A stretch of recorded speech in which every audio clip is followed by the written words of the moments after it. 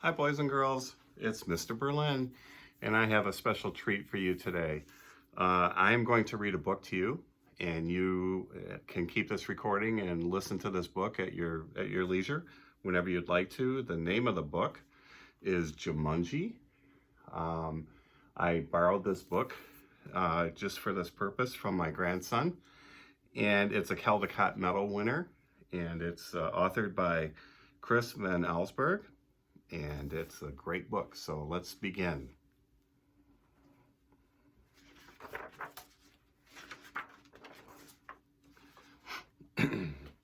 Now remember, Mother said, your father and I are bringing some guests by after the opera, so please keep the house neat.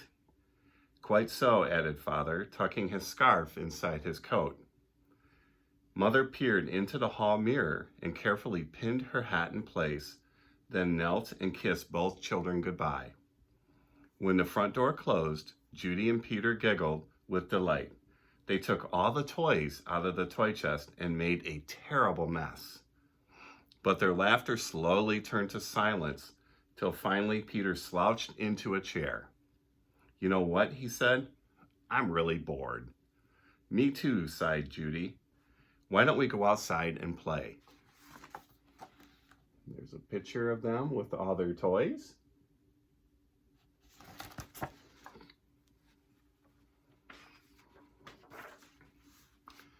Peter agreed, so they set off across the street to the park. It was cold for November. The children could see their breath like steam.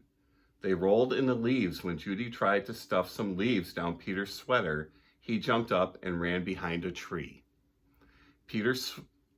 When his sister caught up with him, he was kneeling at the foot of the tree, looking at a long, thin box. What's that? Judy asked. It's a game, said Peter, handing her the box. Jumanji, Judy read from the box, a jungle adventure game. Look, said Peter, pointing to a note taped to the bottom of the box. In a childlike handwriting were the words, free game. For fun for some, but not for all. P.S. Read the instructions carefully. Want to take it home? Judy asked. Not really, said Peter. I'm sure somebody left it here because it's so boring. Oh, come on, protested Judy. Let's give it a try. Race you home, and off she ran with Peter at her heels. There they go, running home.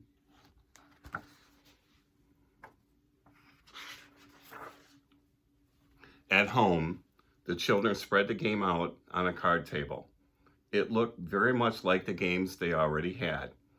There was a board that unfolded, revealing a path of colored squares.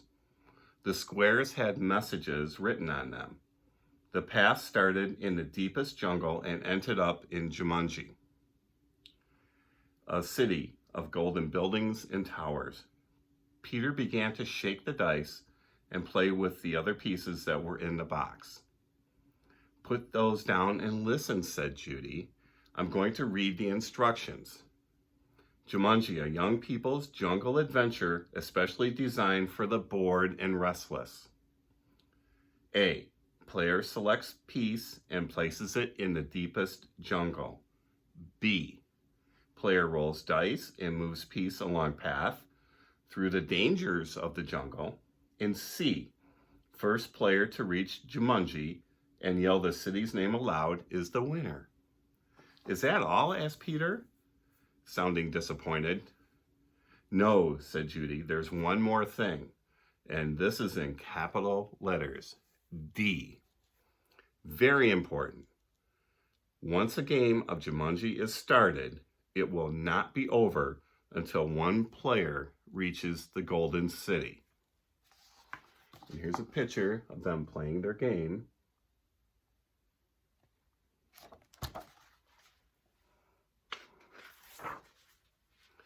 Oh, big deal, said Peter, who gave a bored yawn. Here, said Judy, handing her brother the dice. You go first. Peter casually dropped the dice from his hand. 7, said Judy. Peter moved his piece to the 7th square. Lion attacks. Move back 2 spaces, read Judy. Gosh, how exciting, said Peter, in a very unexcited voice. As he reached for his piece, he looked up at his sister. She had a look of absolute horror on her face.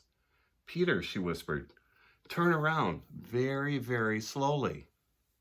The boy turned in his chair. He couldn't believe his eyes.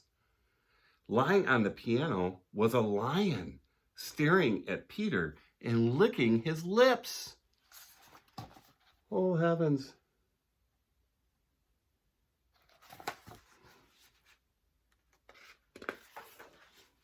The lion roared so loud, it knocked Peter right off his chair. The big cat jumped to the floor. Peter was up on his feet, running through the house with the lion a whiskers length behind. He ran upstairs and dove under a bed. The lion tried to squeeze under, but got his head stuck. Peter scrambled out, ran for the bedroom, and slammed the door behind him. He stood in the hall with Judy gasping for breath. I don't think, said Peter between gasps of air, that I want to play this game anymore. But we have to, said Judy as she helped Peter back downstairs. I'm sure it's what the instructions mean. That lion won't go away until one of us wins the game. There's a picture of the lion on the bed going after Peter.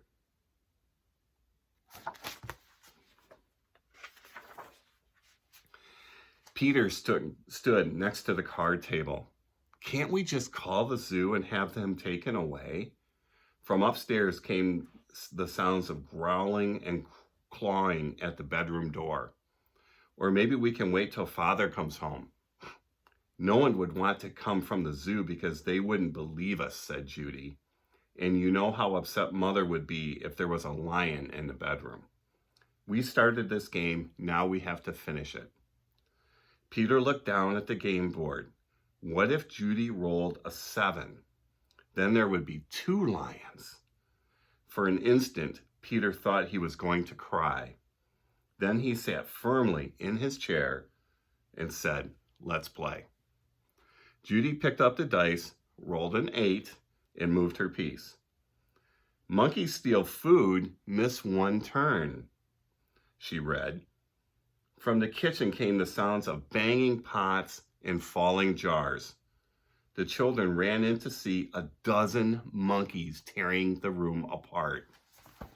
Oh my gosh, look at that.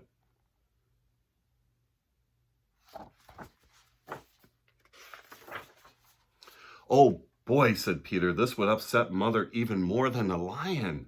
Quick, said Judy, back to the game. Peter took his turn. Thank heavens he landed on a blank space. He rolled again. Monsoon season begins. Lose 1 turn. Little raindrops began to fall in the living room. Then a roll of thunder shook the walls and scared the monkeys out of the kitchen. The rain began to fall in buckets as Judy took the dice. Can you imagine it raining in your living room?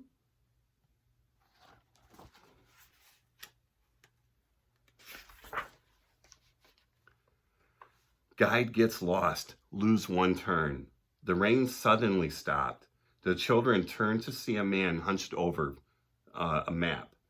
Oh dear, I say, spot of bad luck now, he mumbled. Perhaps a left turn here, then... No, a right turn here. Yes, absolutely, I think a right turn, or maybe... Excuse me, said Judy, but the guide just ignored her. Around here, then over. No, over here, and around this, yes, good, but then, Judy shrugged her shoulders and handed the dice to Peter. There's the guide.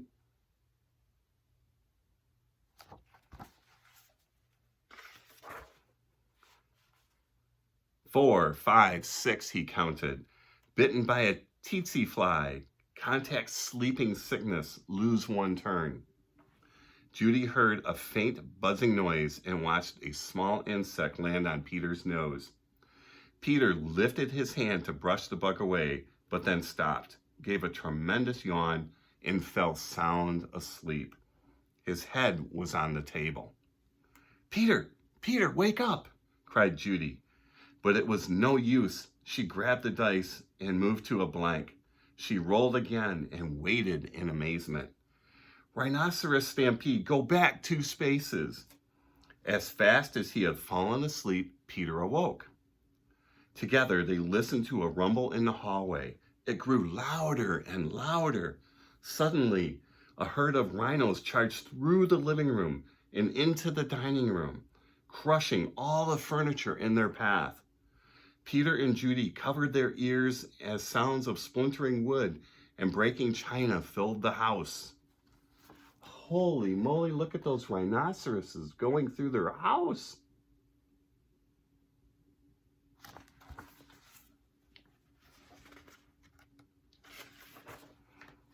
Peter gave the dice a quick tumble. "Python sneaks into camp, go back 1 space." Judy shrieked and jumped up from her chair. "Over the fireplace," said Peter. Judy sat down again, nervously eyeing the 8-foot snake that was wrapping itself around the mantel clock. The guide looked up from his map, took one look at the snake, and moved to the far corner of the room, joining the monkeys on the couch. Holy moly, look at that snake. It's huge.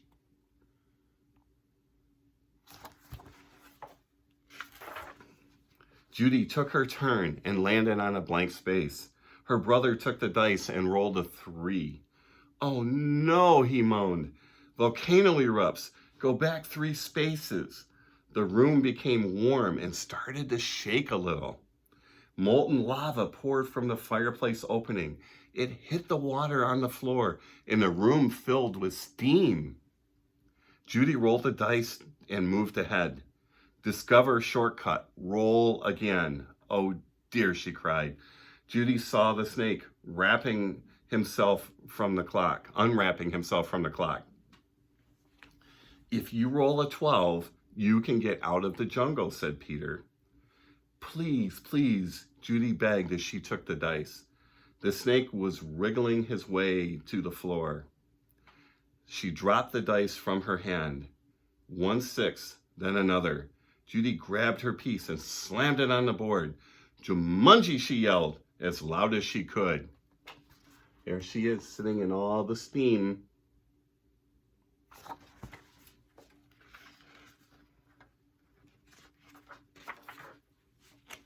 The steam in the room became thicker and thicker.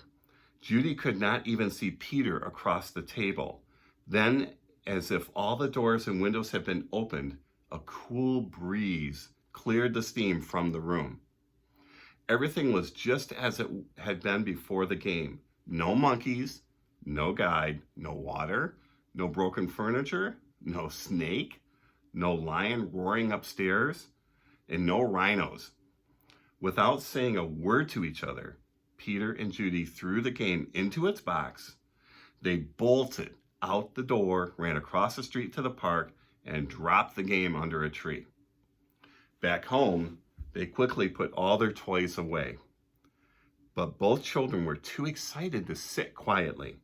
So Peter took out a picture puzzle.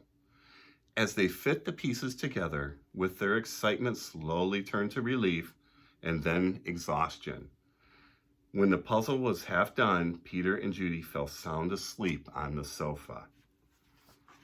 There they are, taking it across the street back to the park. "Wake up, dears," Mother's voice called. Judy opened her eyes. Mother and Father had returned, and their guests were arriving. Judy gave Peter a nudge to wake him. Yawning and stretching, they got to their feet. Mother introduced them to some of their guests and then asked, Did you have an exciting afternoon?" "Oh, yes," said Peter. "We had a flood, a stampede, a volcano. I got sleeping sickness," and Peter was interrupted by the adults' laughter. "Well," said Mother, I think you both got sleeping sickness. Why don't you go upstairs and put your pajamas on? Then you can finish your puzzle and have some dinner. There they are talking to the adults.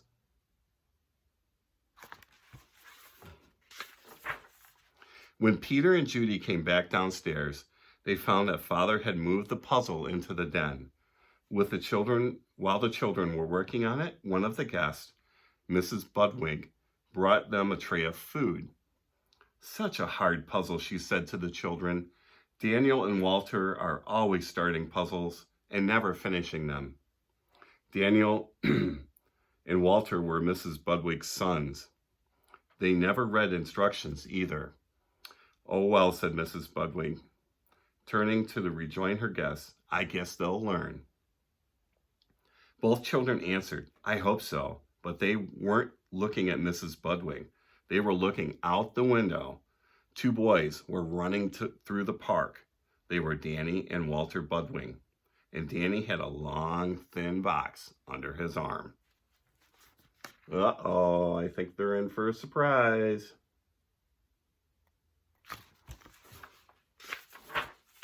And that is the end of Jumanji. I hope you enjoyed it. It was fun to read it to you. Hopefully we'll see you soon, and I hope everybody is well and stay safe.